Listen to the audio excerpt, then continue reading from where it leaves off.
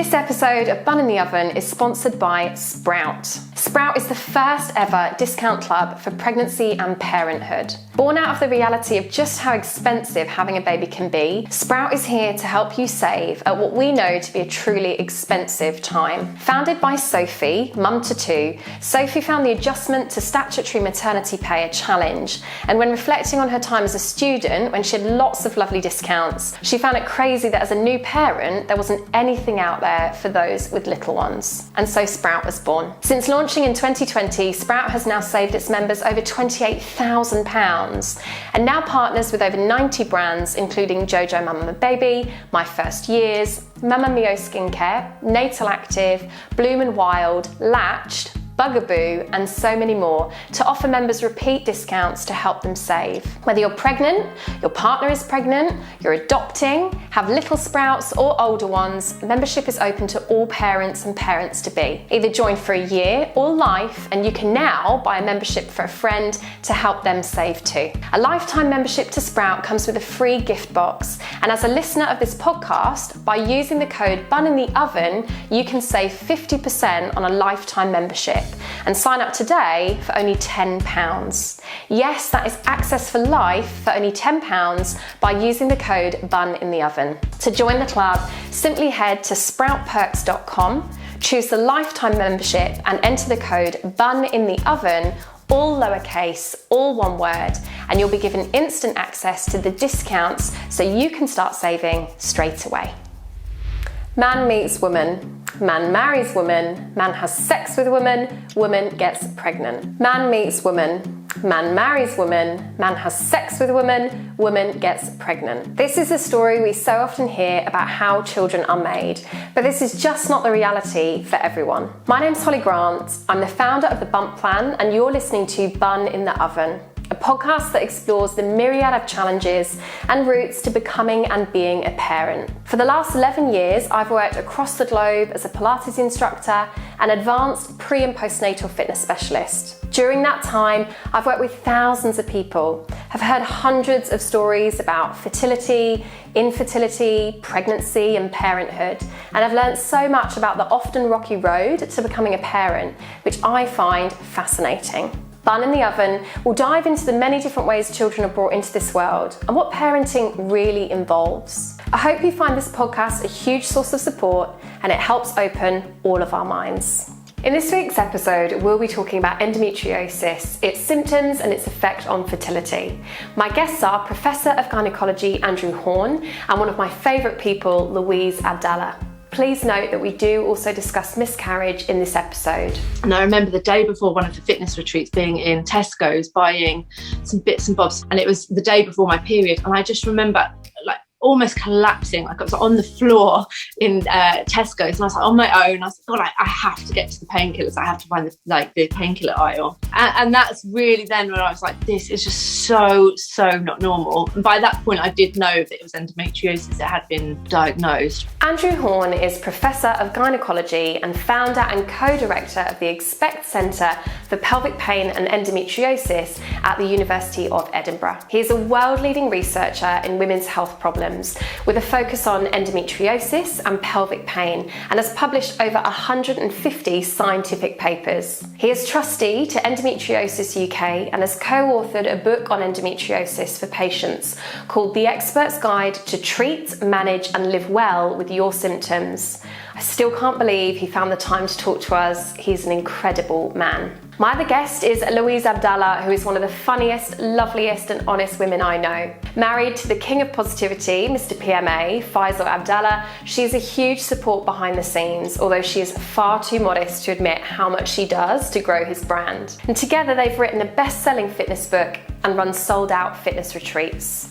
She took a backseat a couple of years ago to raise their son Rafi. She's battled endometriosis, infertility and miscarriage to get to where she is today, so the title of mother is the one she's most proud of. Louise spent years as a news journalist covering high-profile cases such as the Levi Bellfield trial and the News of the World phone hacking scandal. She later followed in the footsteps of her father and trained as a police constable before coming full circle back to writing. In this episode, we'll be talking about endometriosis and the effects it can have on a woman's everyday life and their desire to have children. Andrew shares the clinical elements of the condition so perfectly and shares his advice for those suffering, whilst Louise gives us an insight into living with the condition. Louise's honesty and Andrew's knowledge will help so many women push for a diagnosis, I'm sure, as it currently takes on average 7 years to be diagnosed.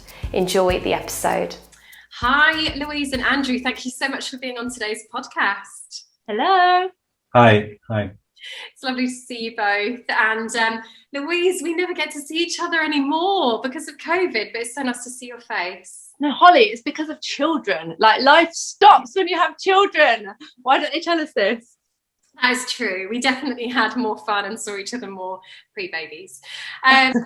So to most of our listeners will have realised already, but today's topic is really about endometriosis and how that can affect a woman's life, their fertility journey, their choices around having children, and their everyday life. And I'm joined by two incredible people, as always, who'll be talking about both what it feels like to suffer with endometriosis, but also Andrew will be talking about the facts. He is the person to know if you want to know more about endometriosis. I'm really grateful that you're both here with me today. So Louise, let's start with you. It would be great to get an idea of who you are, who you live with. So give us a bit of an insight. Oh, Holly, I don't want to disappoint people. I'm just a mum. Like, I live with my husband, Faisal, who's a bit of an Instagram...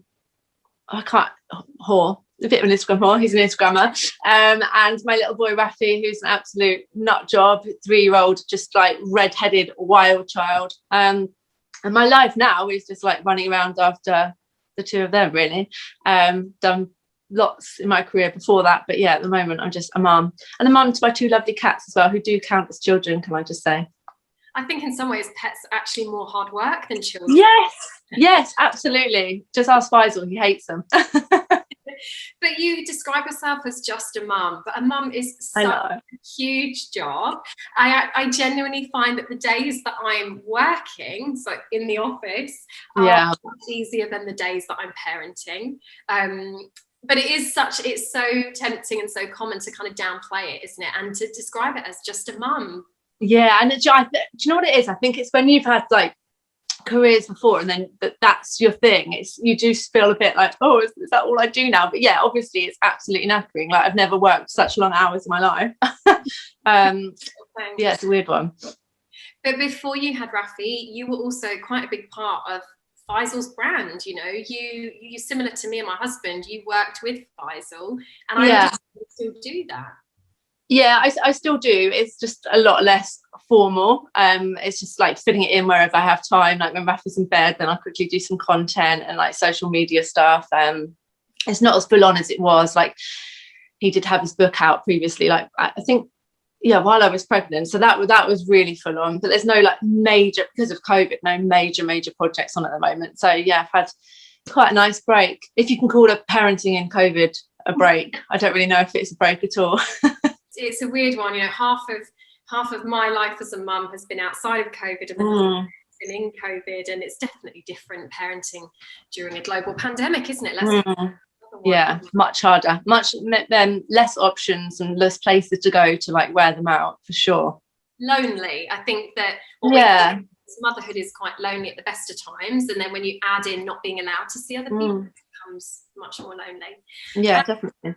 So obviously we know that you have endometriosis, had endometriosis. Talk us through that then. So as far back as you remember, because I know before we started talking or before we started recording, you even said, you know, you have to really think back because it's a long journey. So maybe start at the beginning if you can. Yeah, that's really strange actually, because I've had my operation and stuff now. It never goes away. You know, when you say you have it or you had it, you always have it because there's no cure. But when you have no symptoms, it tends to go to the back of your head. But then when you do have it and you have the symptoms present, it's all consuming. It's literally, I remember it's just all I thought about because it's all I felt.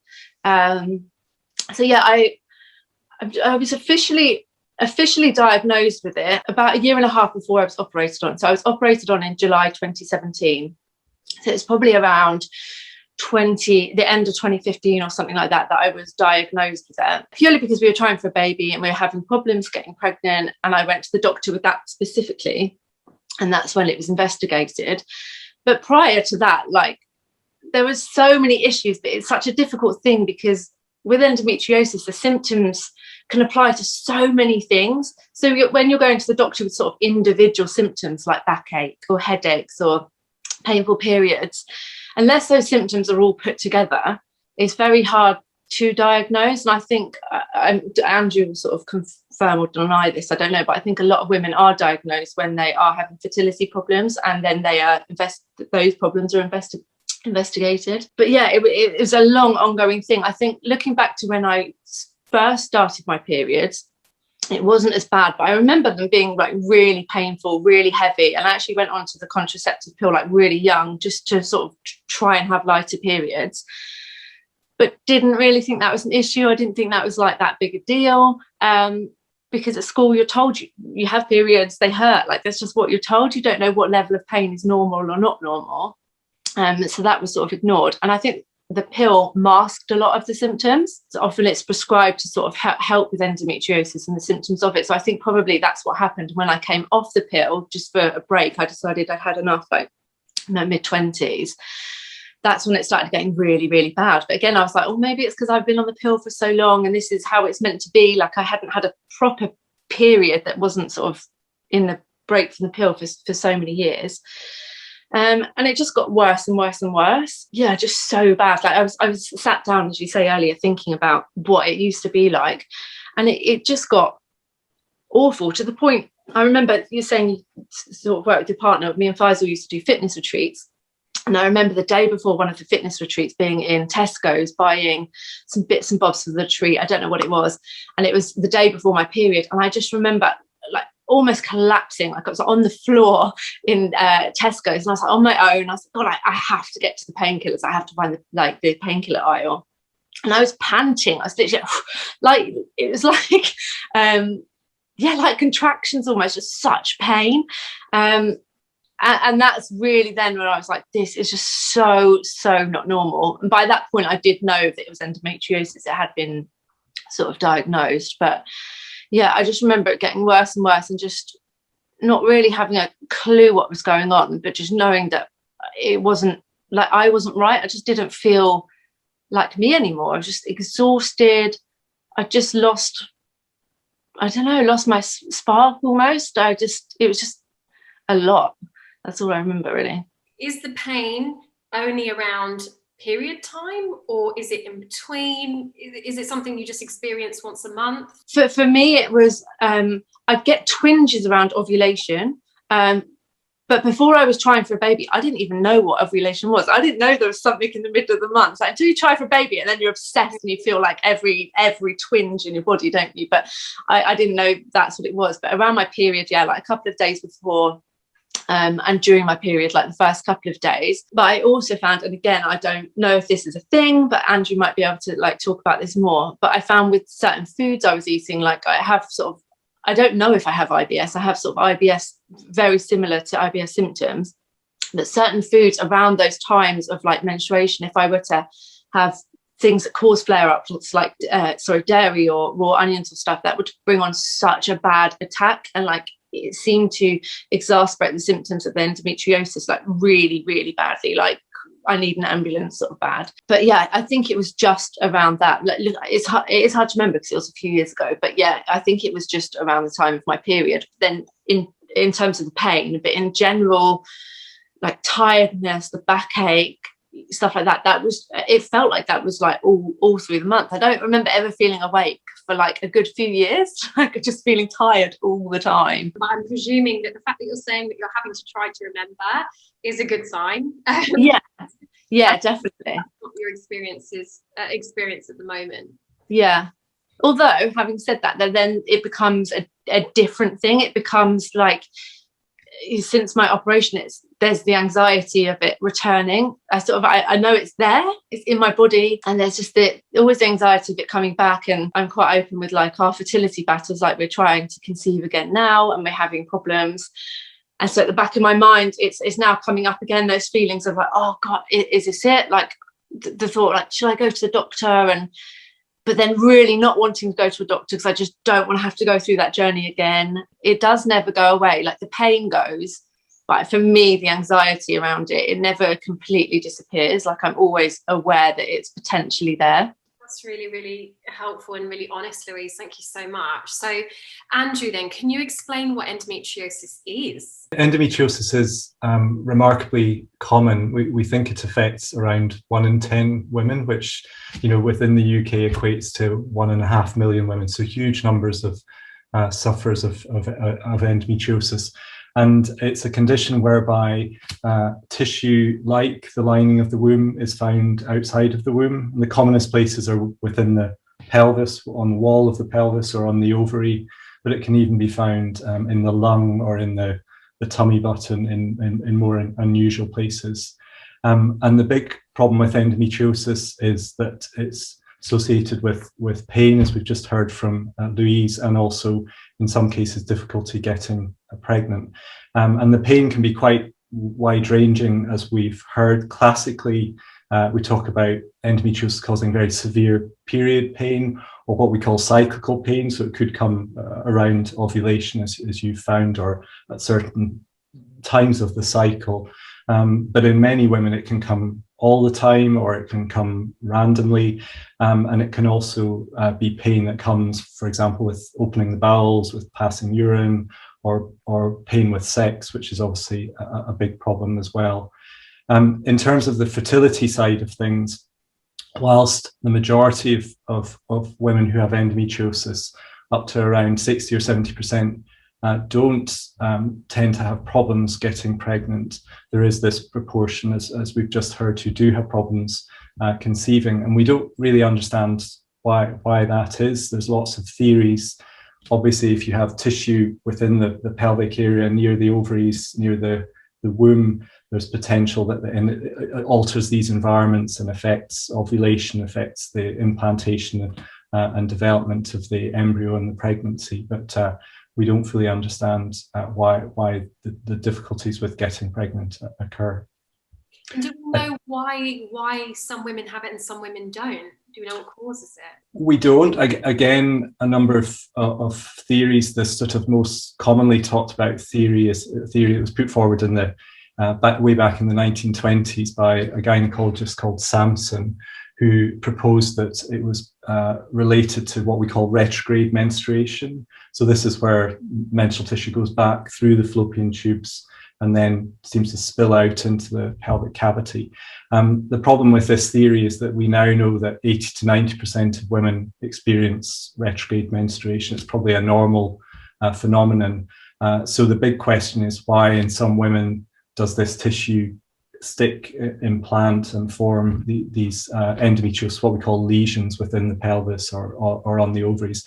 And of course, it doesn't explain why sometimes endometriosis gets further away in the body.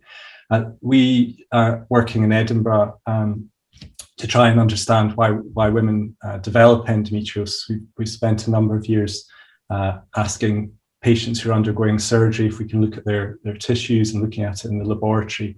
And one explanation that we've come across is that women with endometriosis seem to have higher levels of something called lactate in the pelvis.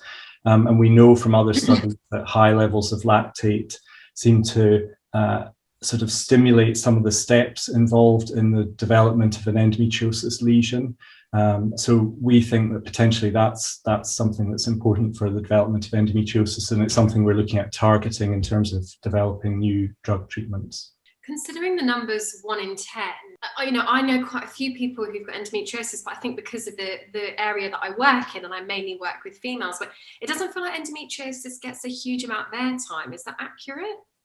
Yes, I mean, I think there's been a big shift, fortunately, and I think I don't know what Louise thinks, but in the last, I'd say 5 years, it's been talked about a lot more, and all credit to the BBC, the Guardian, journalists who've started to bring it into the mainstream and start talking to patients with endometriosis. But I think the few points that Louise had made, I think that the problem was people don't like talking about women's problems. I think sometimes people were maybe told, well, bad periods run in the family, so that's normal, or told by their teacher or their friends it's normal to have pain, and also maybe just feel embarrassed about talking about it. And I think also there's that aspect, but even within the medical profession, there was perhaps a lack of understanding around endometriosis. And Louise highlighted upon a really important point, which is the symptoms have a crossover with other conditions as well, which make it difficult to diagnose just by what we call taking a history, talking to a patient. There are certain what we call red flags, which would be very severe period pain or cyclical pain, which make you think of endometriosis, but not everybody presents with them. So that makes it difficult to sort of start that diagnostic process. And then, of course, the huge problem that we have is that we don't have a simple test for diagnosing it. We still largely rely on surgery, a laparoscopy, keyhole surgery, which requires a general anaesthetic to make the diagnosis. And we don't have a blood test or a urine test that can simply be used. So I think that all of this contributes to this big delay in diagnosis that we hear about, sadly, all too often. It's also really difficult to kind of quantify pain as well, because I remember I went to a boarding school, so I lived with 90 girls, in a very close proximity. And periods were talked about a lot for me, but maybe if you're in a family where you're the only daughter, maybe in a mixed school, it might not be so much. But I do remember a really good friend of mine, every time it was her period, she would be in so much pain, hot water bottles, painkillers, lying around, obviously in a lot of pain. But I guess it's difficult to know, what's painful for one person might be different for someone else. And so maybe she was kind of thinking, well, maybe this is normal, maybe everyone just has different pain thresholds, or, maybe everyone's period pain is a bit different. And so if you just think it is just that you've got painful periods, probably not going to get it investigated. And it was the same for her. It was only when she then started trying for children that she then really finally got a diagnosis. So do you think that's it? It's almost that because we don't know much about it and it's not talked about much, and periods can be just in general quite painful, that there's almost this misdiagnosis, or people don't think that there's anything wrong? Yeah, I think I know Endometriosis UK, for example, and in Edinburgh, we've been trying to do some work with younger people in schools. We put together a little cartoon talking about when is period pain normal, when is it not normal. And it is really difficult. And I always say to people, if you've got pain at any time that's interfering with your ability to enjoy something, to work, to study, to have relationships, then that isn't normal, and you shouldn't have to put up with that. But you're right. I think people, because pain isn't visible, as it were, like some other medical problems, people they can cover it up as well, and they learning to live with it is the wrong word, but they sort of start to cope with it. And I think, Louise, you've alluded to that as well, and that sometimes doesn't help a person, because they're not then putting themselves forward and saying that this is a problem, and so it gets missed in that respect. It's a bit like back pain as well. I think it's harder to empathise with somebody when, if someone's arm's hanging off, they're going to be in pain. It's like you said, it's very visible. But when it's pain that is not visible, it's quite hard to empathise with somebody or receive empathy. Have you found that, Louise? Definitely. I used to really struggle with this, because because you couldn't see, I didn't know what my symptoms were, but because you couldn't see them, you can't see my pain, you can't see my tiredness or whatever it was at the time, I'd cancel so many social events, because I would get to it and I'd be like, I'm just in so much pain, I can't go.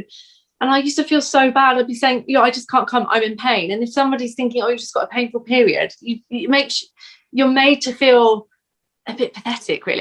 No one said that to me, but I always felt like, because they have periods and they don't have that pain, they must be just thinking, just get on with it, And I remember actually going to a GP even, and this was when we had been struggling to conceive.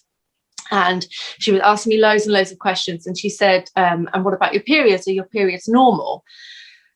And I clearly remember the questions, thinking, well, I don't know. I don't know what normal is, but it's normal to me. And I said to her, they are super painful. They stop me in my tracks. I have to have a lot of time off work. And she then responded, she went, okay, so pretty normal, just painful periods. And I was like, and that just reinforced to me, oh, like, it is normal, like everybody else is going through this. I am just being like really silly about it and just like a bit weak. But yeah, it's definitely really hard when you can't show it to someone. And to my partner as well, to Faisal, like, he's like super positive, super strong, fit guy, and I'm there just like, oh, get me a hot water bottle, I'm dying. I just felt ridiculous. Like, I felt in my mind I should just get on with it, but for him it must have been so hard because he can't see anything that's wrong with me. Like, obviously he saw the pain, and at times he saw it really, really badly, you know.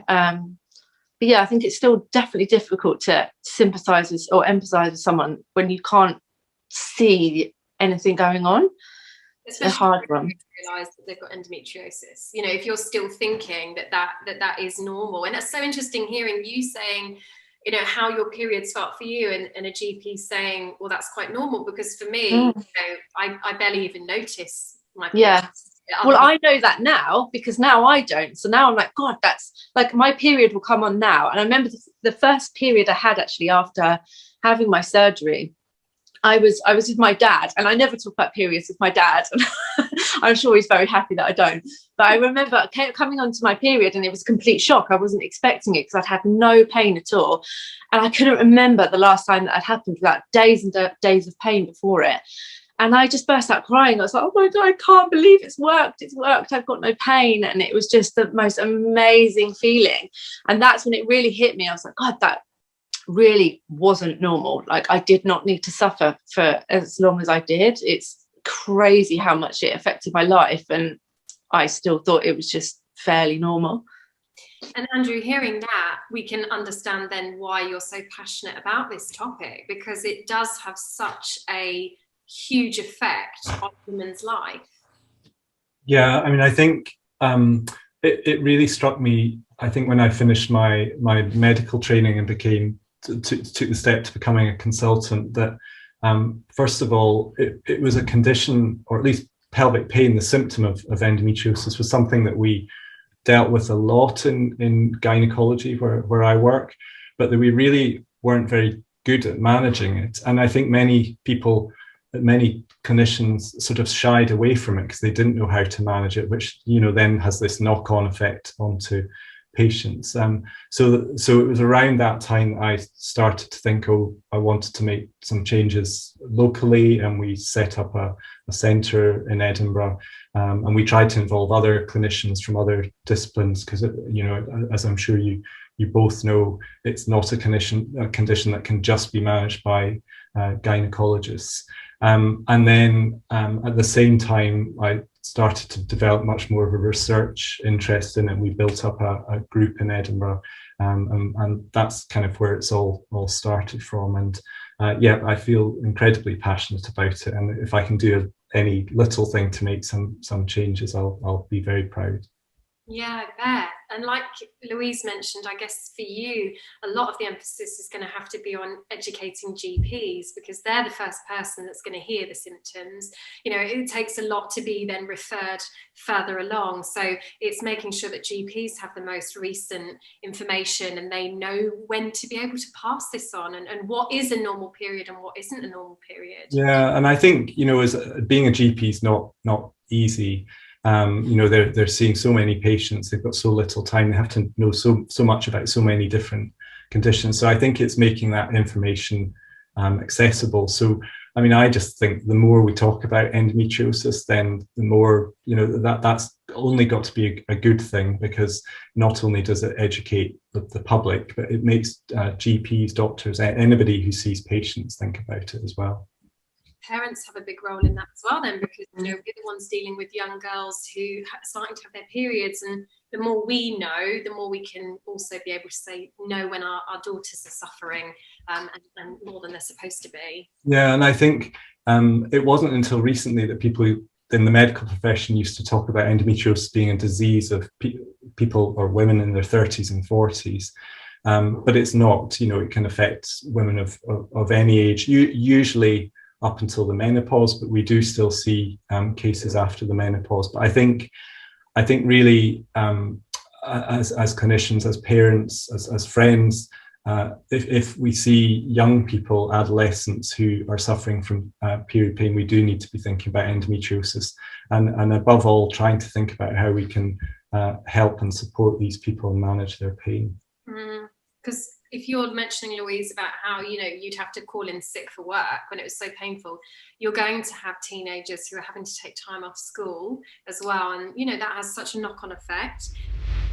This episode of Bun in the Oven is also sponsored by the Bump Plan. Given the theme of this podcast, I imagine that some of you are currently pregnant or planning a family. So many women I know just aren't sure how to move their body safely during this changing time, or they want to stay active but need someone to show them the way and hold their hand. That's where the Bump Plan comes in. The Bump Plan is a holistic prenatal fitness plan that allows you to work out with confidence at each trimester of your pregnancy. Founded by myself, Holly Grant, the Bump Plan has already helped over 10,000 pregnant women stay active safely and feel empowered throughout their pregnancies. Through its trimester-specific workouts, in which I'm always at the same stage of my pregnancy as you will be in yours, hypnobirthing subscription, and extensive education hub, you'll feel supported and part of a welcome community. Let me help you move safely through your pregnancy, maintain your fitness and strength, and enter parenthood strong and prepared for all the demands it poses. As a listener of Bun in the Oven,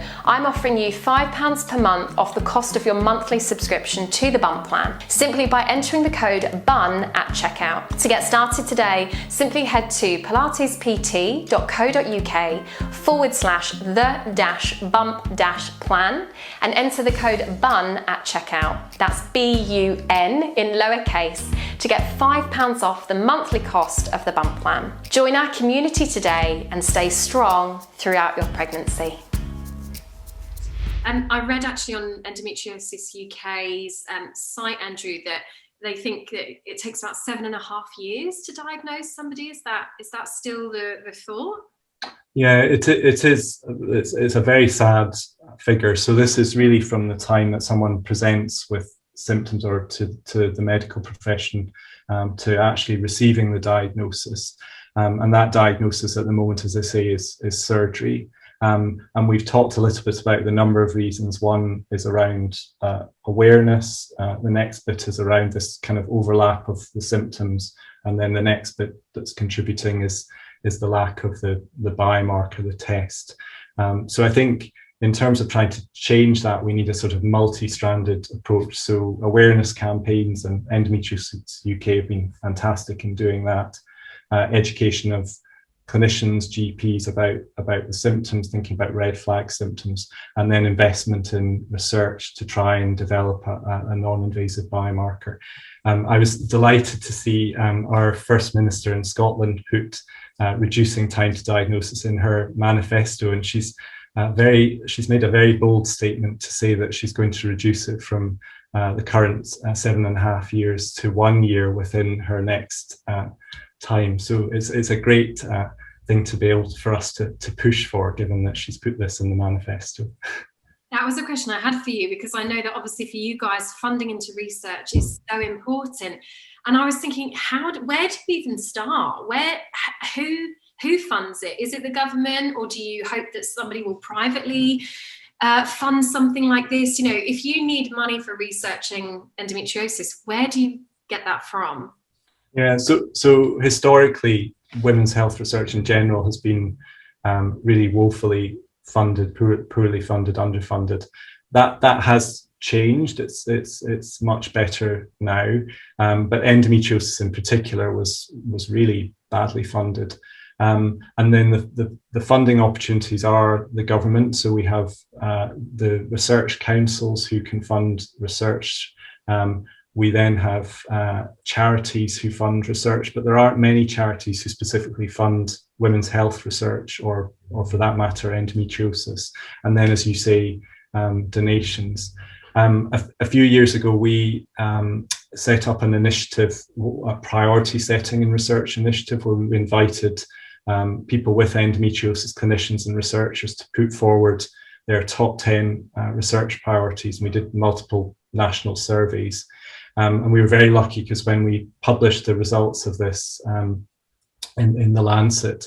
At the same time, the Sun newspaper published it on the front page, and it's had quite a big impact, and it's meant there's been a lot more investment from the government, from funding bodies, but also this awareness around research, I think, has also meant that charities are, looking at endometriosis more favourably from a research perspective.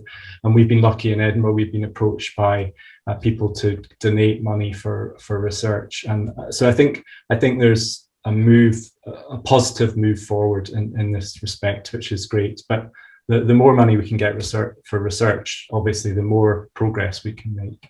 Yeah, and I hate to kind of drop the F word here, feminism, but am I right in thinking that typically if it is something that only happens to women, there's usually a bit less money or research going into it? Is that true? Yeah, I think the problem was historically on boards that were awarding funding for research it was generally populated by men, and obviously I'm a man, but to give so I suppose one of the problems was that maybe wasn't at the top of their minds. If endometriosis, people weren't as aware about it and as aware of how common it was and what an impact it was, then if something came in that was in this area, people maybe didn't realize what a big impact research in that field would happen. And I think obviously now that things have changed and there are many more women on these panels, we're much more aware of research, endometriosis. I think that has changed for the better. But you're absolutely right, and I think endometriosis not only suffered from being a women's health condition, but it suffered from being a pain condition because of exactly what you said, because it's an invisible condition. So that in itself has also contributed to the problem. And we have to talk about periods, and women and men feel a little bit uncomfortable at times talking about periods, and admitting that you're having pain during sex or that you are having painful periods is not always going to be something you shout from the rooftops like you might do something else. Painful sex, I think, is something that we really don't talk about, and also as clinicians we shy away from. Some people are embarrassed about it, but also we shy away from it because we don't really know what to do and we don't really know how to manage it. So to me, that's going to be the next step, is going to be tackling that problem and investing research into addressing that problem, because it's probably sadly a lot more common than we realise, because people just don't want to talk about it. Yeah. And especially postnatally, I work with a lot of postnatal clients, and if it's not a weak pelvic floor, that means they think they'll never jump on a trampoline. It's actually potentially the opposite, or a lot of pain during sex, and I think they don't always know where to go with that one. So we've talked about what it is and about the prevalence of it. I know we've talked a lot about painful periods, but Andrew, can you just run through some of the other symptoms that people might be presented with? So maybe if there's a mum listening who thinks that their daughter might have it, or someone listening who thinks they might have it, what are the most common symptoms that someone has it? So a full range of different types of pain. So painful periods, pain outside of periods, cyclical pain opening bowels, pain passing urine, painful sex we talked about. But also, Louise highlighted a very important symptom, which is the fatigue that women with endometriosis experience, which obviously is a difficult one because it's a symptom that's associated with other conditions as well. But increasingly, we're recognizing that as a problem. So there's this whole range of symptoms, and then it's not really a symptom as such, but an association, this difficulty getting pregnant. So that if you're starting to sort of piece together some of these symptoms and these problems, that's when alarm bells should be raised about endometriosis. We also know that endometriosis is maybe associated with other conditions. So some women with endometriosis are maybe more predisposed to asthma, for example, and to some autoimmune conditions as well. So these are all things that kind of raise alarm and might suggest that the condition is there. And so, Louise, when you were diagnosed, it was around the time that you were trying Rafi. When was the possibility of surgery brought into it? Because I think I actually met you just after you'd had your operation. Yeah, I had a scan and they identified something there, and she said it's potentially endometriosis, and then I was booked in for my laparoscopy. I think I waited, it was really long.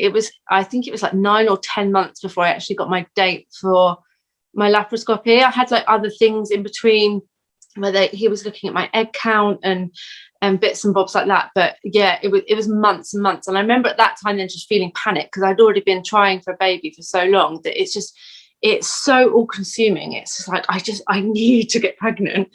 And knowing you had to wait, like that was really, really hard for me. Because I think at that time I sort of made my mind up like, okay, something's wrong and I need it fixed. And it's just, you're just watching the clock like, okay, is it time yet? So yeah, it was a long wait. Once they'd identified something from the scan to it being sort of acted on, it was a long wait. I don't know why. 10 months is a really long time to be waiting when you're trying for a baby, because even 1 month feels like a year when you're trying for a baby. And you had that mental toll still in that time. It's not like you've given up and trying for a baby. So every month you've still got the negative pregnancy test and the stress of trying and timing it with ovulation, and the mental toll on me, but also on us as a husband and wife was massive. And I think by the time I had my operation, we were just at breaking point. It was rough. It was really, really hard. And they suggested, so as soon as you had your laparoscopy, they found out that you had it, and then was it an instant, we're going to give you an operation to fix this? Or while I was in the operating theatre, they went in and investigated and said, if we find anything, we remove it. So it was done there and then. So I sort of woke up and they told me what they found and what they'd removed. I think that there were 2 endometrioma on my right ovary which were removed, and they said actually one of them ruptured when they went in. So I was like, God, that happened in the operating theatre and not like at home. I just remember coming around from that surgery, and I think I was sort of drugged up, but the first question I asked was, can I have my IVF now? Because I wasn't allowed to go on the wait list for IVF until sort of all of that stuff had been investigated or dealt with. And that was literally my first question when I came round, and she said, yeah. And I just sobbed. I was like, oh my God, I can have my IVF now. And it just felt like the most amazing. I mean, after surgery, you should be feeling like, I don't know, pretty rubbish, but I was just on a high. I was just like, oh, this is the first step to like me maybe having a baby and like moving towards, a more positive future, you know. A huge weight lifted when I woke up from surgery. It's amazing. And is that kind of common? Is that how things would normally be treated when you start to think someone has endometriosis? Yeah, so usually when somebody's listed or put on the waiting list for a laparoscopy for keyhole surgery, as Louise says, at that time, they're consented for removing the endometriosis at the same time. It slightly depends on what's found at the time of surgery. So sometimes if it's not straightforward, if the disease is maybe involving the bowel or the bladder, then we have to then come back and do the surgery at a later stage, perhaps with a colorectal surgeon or a urologist, obviously, so that the operation is done as safely as possible. But for the most part, we would try and remove the disease at the time of surgery. And the disease can be removed by burning it away with heat or with laser, or by cutting it out. I think increasingly, although the evidence isn't there as yet, we're thinking that cutting it out is better than destroying it or burning it. But it's one of these things where there's a lot of uncertainty until we actually do the operation, because a scan can help in some instances. So there are three subtypes of endometriosis. You can have superficial peritoneal disease, which is the commonest subtype, and that's disease that's largely on the wall of the pelvis, and you can't really see that on a scan because it's small amounts of disease. And then the next subtype is ovarian disease, which causes cysts on the ovaries, endometrioma, as Louise said, or sometimes people call them chocolate cysts because they've got dark, altered blood inside them. And then there's deep disease, which forms nodules, often involving the bowel or the bladder. So the ovarian disease and the deep disease you can sometimes see on scans because it's bigger and it's easier to see. But the other types of disease you wouldn't necessarily know anything about until you did the surgery. So it is challenging in that respect, in that for both the patient and the clinician, you don't necessarily know what you're going to find until you actually do the operation. And it must be a really difficult balancing act as well, because I'd imagine often you're working with women who, like you said, have realised that something's wrong because they haven't been able to get pregnant. You want to go in there and fix things for them, but equally they want to come out of it still being able to have children. And so I know someone who specifically said, you know, they felt that they were sort of having a bit of an argument with their surgeon, in so much that their surgeon was like, we're going to fix this for you, we're going to take everything out. And she was like, yeah, that's fine, but I do still also really want to have children, so please be careful. And you know, there was that kind of, yeah, I guess you've got slightly different not interests, you've got slightly different goals at the end of it. You're absolutely right. It's a real kind of balance between, so obviously in an ideal world you want to take out all of the endometriosis and remove it all, but you want to make sure you do as little damage as possible. And if there's endometriosis involving the ovary, you inevitably, if you're trying to take it away, will take a bit of normal ovarian tissue away, and that has an impact upon fertility. So you're right, there's this balance between trying to get everything out and trying not to do damage to a woman's fertility. And similarly, if it's on the bowel or on the bladder, you don't want to cause irreparable bowel or bladder damage. So it can often be really technically difficult surgery. When I remember being in hospital, but before I was having my surgery, we were in the ward and I was waiting to go down. And I remember the lady next to me, she was behind a curtain, and I just heard the word, like the doctors had come back. I think maybe she'd gone down for surgery and she'd returned. And they were saying to her about needing a hysterectomy. And I don't know if that was linked to endometriosis or not, because I didn't know what the ward was. I didn't know if we were all in there for the same thing. But I remember hearing those words and just being like, oh my God, like I was just so filled with fear going down there. Like, this could be so bad. Like, there could be so much that they can't see. I think that's why I was tearful when I came round as well. I was just so grateful that it wasn't everywhere, you know, all my organs and stuff like that. But yeah, is that a thing? Like, can it lead to sort of full hysterectomy? I always say to people, when you think about endometriosis, it's tissue outside of the womb, outside of the uterus. So a hysterectomy isn't a treatment for endometriosis, because it's not really removing the problem, as it were.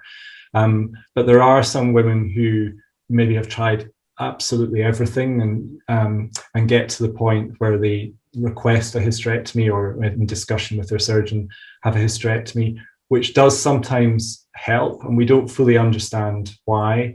And it may be because there's another condition called adenomyosis, which is a bit like endometriosis, where you get tissue like the lining of the womb in the muscle of the wall of the womb, and you often can't see that on a scan, and you can't really detect it sometimes until you get into the laboratory and look at the womb after a hysterectomy.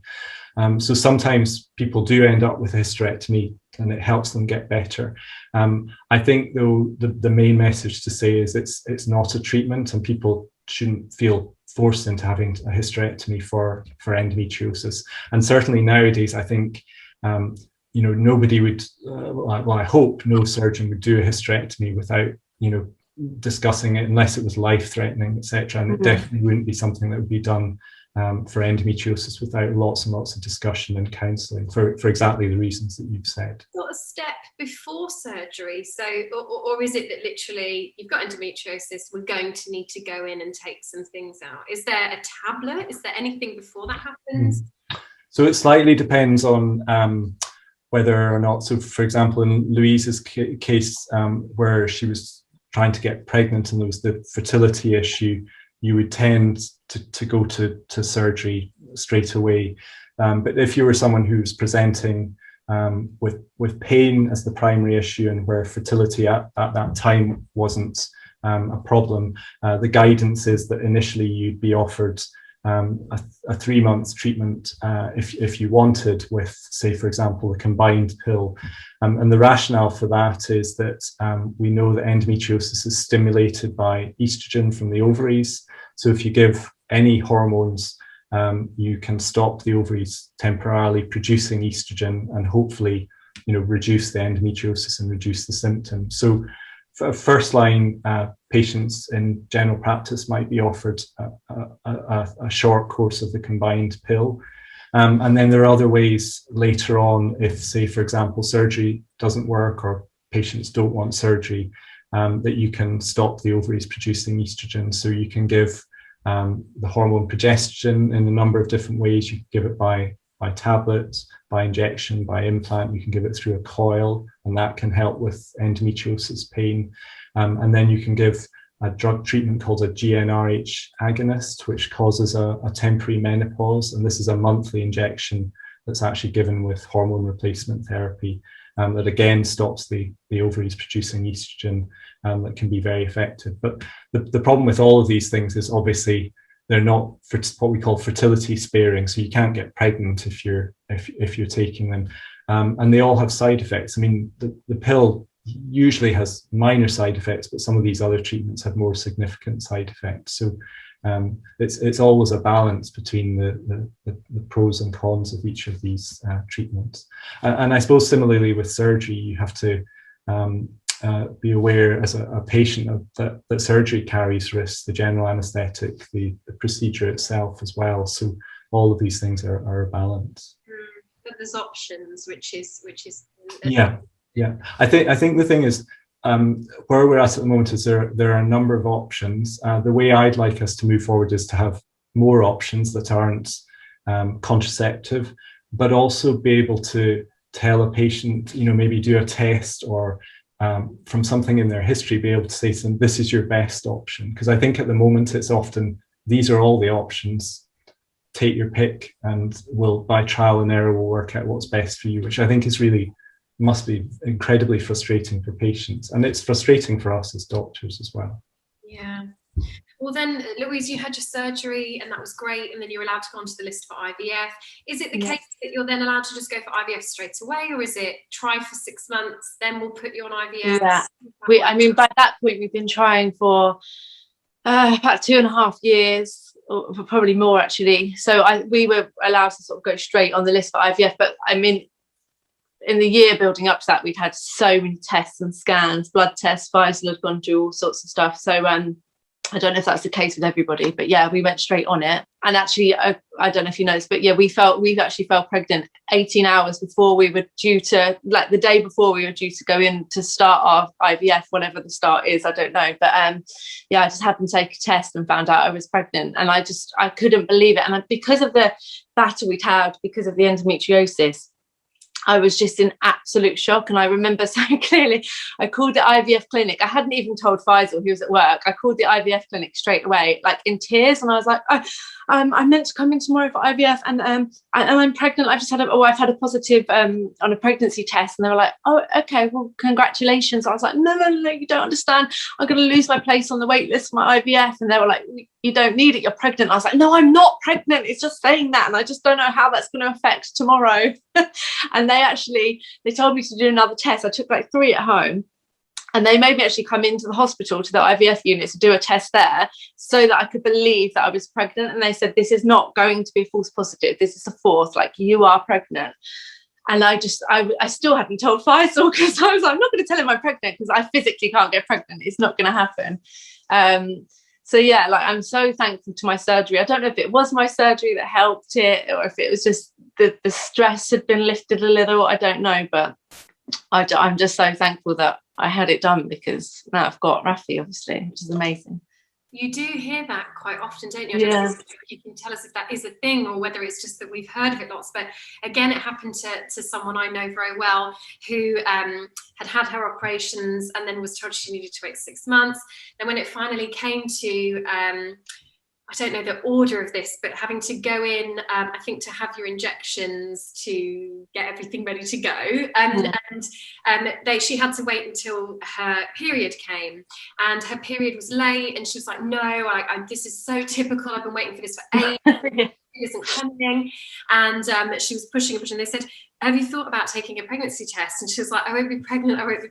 And then found out that she was pregnant, and now they have a child. Is this common, Andrew, or is it just? Yeah. I mean, anecdotally, I don't have any research to back this up, but anecdotally, we do see patients who have surgery and quite quickly afterwards become pregnant. And I don't know, I mean, Louise, you've made suggestions that I would make, whether there's something that's disrupting or, you know, improving the environment so that a pregnancy can implant. We don't know. We do know for certain that surgery improves fertility chances if you have the superficial peritoneal type, so that commonest type. So if you remove that disease, that definitely significantly improves your chances of getting pregnant naturally. For other types of disease, so for example, if you have endometrioma, often that's done more to make IVF easier and more successful. So there are different reasons for doing the surgery in the context of fertility. But yeah, you know, I hear lots of positive stories after surgery, which is great. And then how did that feel, Louise? Did you feel nervous through your pregnancy with Rafi, or did you kind of feel calm because it wasn't linked with miscarriage, it was linked with not getting pregnant? Yeah, no, I was really not calm. My best friend actually had like miscarried. It just so happened like a couple of months before, so I think that was in my mind as well. But I just was so convinced that I couldn't get pregnant, that I couldn't believe that I could stay pregnant. Like, you know, in my mind, internally, I was damaged, and it was so soon after my surgery. We announced it when I was I think I was 20 weeks, and that was kind of forced really because I'd just gone into hiding. I didn't see anybody for like a good 5 months because I was so scared about it. Not even about losing my baby, but just that it wasn't real. Like I was almost lying to people that I was pregnant because I couldn't be pregnant. And the first 12 weeks I was an absolute nightmare. Just a nightmare. I can't even tell you how many private scans we paid for because I was just like, I just need to check. And it was probably only when I started feeling him like moving and stuff that I had that reassurance every day, like, okay, I can feel him. It's okay. But yeah, now we're on the flip side, as you know, like we've just recently, or not recent, last year, I miscarried. So now I'm back to that thing of, okay, like something's wrong again because we haven't been able to get pregnant since. I'm like, it's back. And that's what caused me to miscarry. And I'm an absolute paranoid wreck at the moment. But yeah, that's what I mean. It's just that it never goes away. Like miscarriage is so normal. So many people have a miscarriage. I think it's 1 in 4 suffer miscarriage. But you think a lot deeper because your body's gone through so much. This is what I'm struggling with now. When I had my miscarriage, a lot of people said to me, well, at least you know you can get pregnant. I was just like, oh no, you just don't understand. Like it took 3 years with Rafi. I can't just get pregnant. Like I got lucky the second time, but then I miscarried, and it's really hard to sort of, I don't want to keep going on to people like, you don't understand, it was 3 years, like it was a nightmare, like I can't just get pregnant, like it's hard. It's so helpful to hear that, and even just for people to know what not to say to somebody, you know, to not say, at least you know you can get pregnant, because you have no idea how long it took, and you have no idea the journey somebody's been on to get to that point. Yeah, it was really hard because I think when we got pregnant the second time, the miscarriage we just suffered, I think for both of us, we were like really happy and really celebrating. I was like, God, this is how it's meant to feel, because the first time it was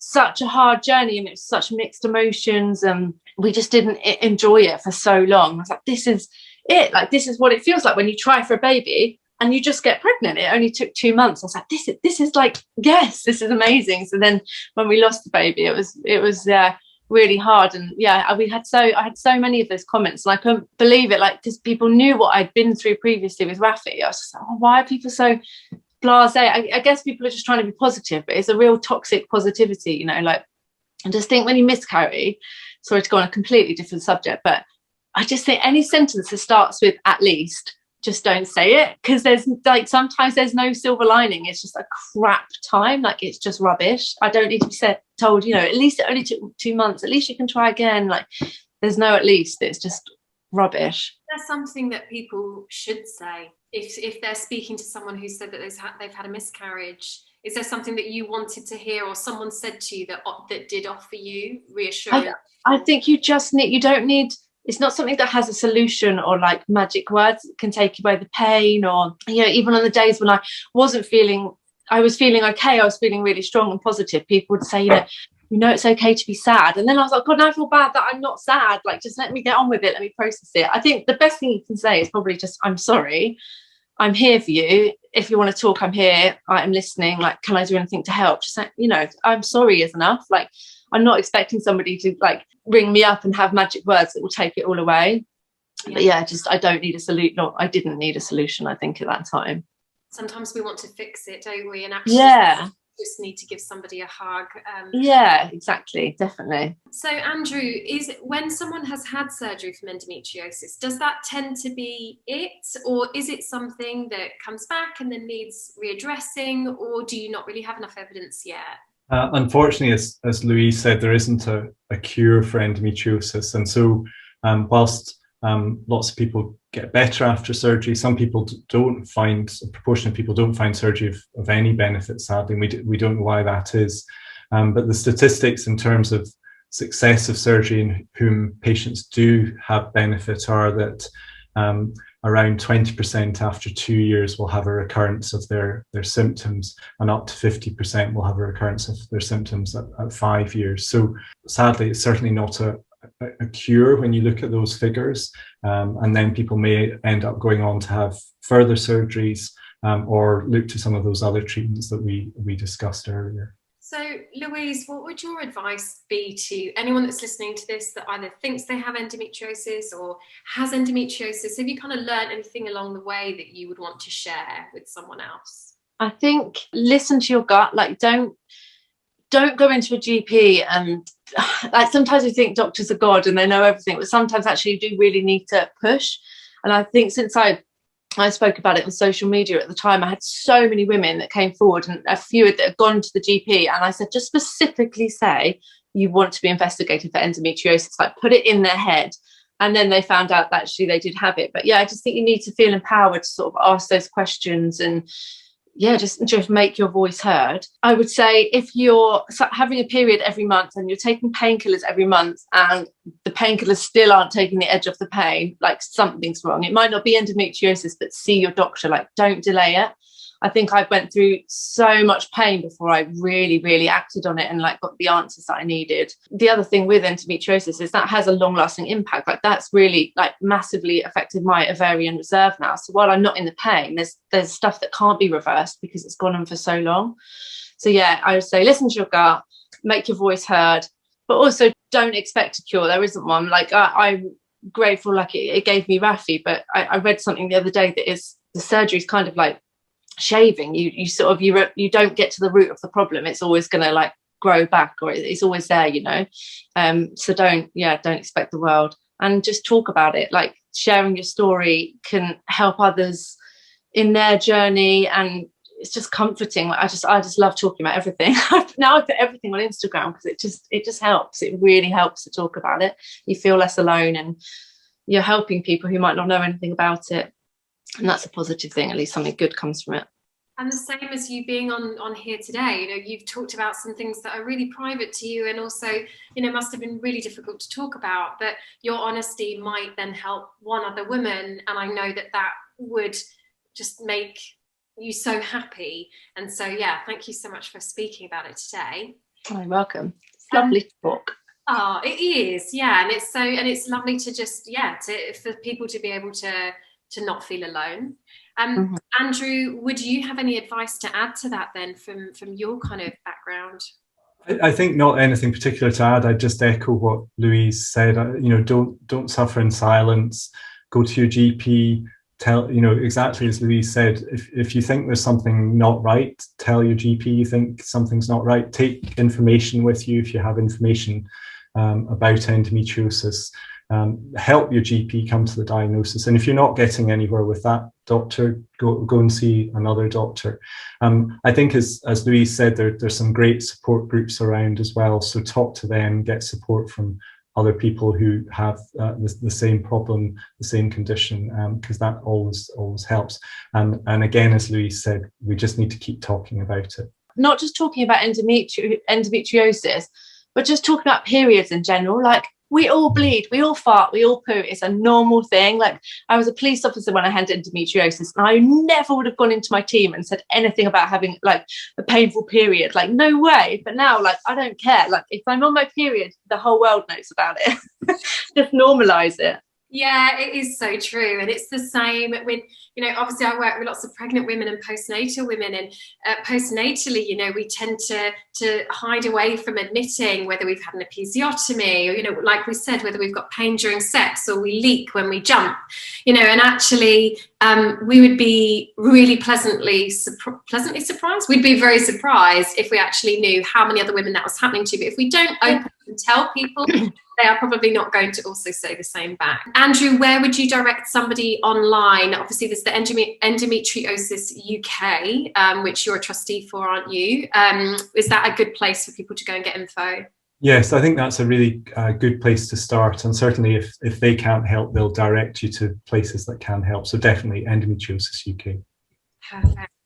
Well, thank you so much. I mean, I could talk to you both for another hour, but I'm aware that you've both got very important jobs to go back and do. So I cannot stress how grateful I am to both of you, Louise, for being so open with us, and Andrew, for your incredible knowledge, and also for doing so many amazing things for endometriosis and hopefully the future of diagnosis and treatment. So thank you both of you so much. Holly, can I also say thank you to you, because you do an amazing job for women out there, and like normalizing like all these issues, periods, peeing when you trampoline, all this stuff. Like you're honestly, you're doing such an amazing job. I love you. I think you're amazing. And yeah, you're awesome. You rock. And you're a mum. You're doing it all as a mum. You're amazing. Got a very supportive husband. But what I do always say is, and I hope you don't mind me saying this in front of you, Andrew, I know Louise won't mind, she's potty mouth, but I'm not here to get laid. I've got a husband. I'm not here to look sexy or to want people to sleep with me. I just want women to not feel so embarrassed and not put up with painful sex or weeing every time you jump. And so anything that we can do, even if it means admitting it myself, then that's what we'll do. Thanks everybody, and thanks so much, guys. Thanks. Right, see you later. Bye. Thanks for having us. Thank you. Firstly, I want to say a huge thank you to my guests today for being so open and honest about personal topics on such a public platform.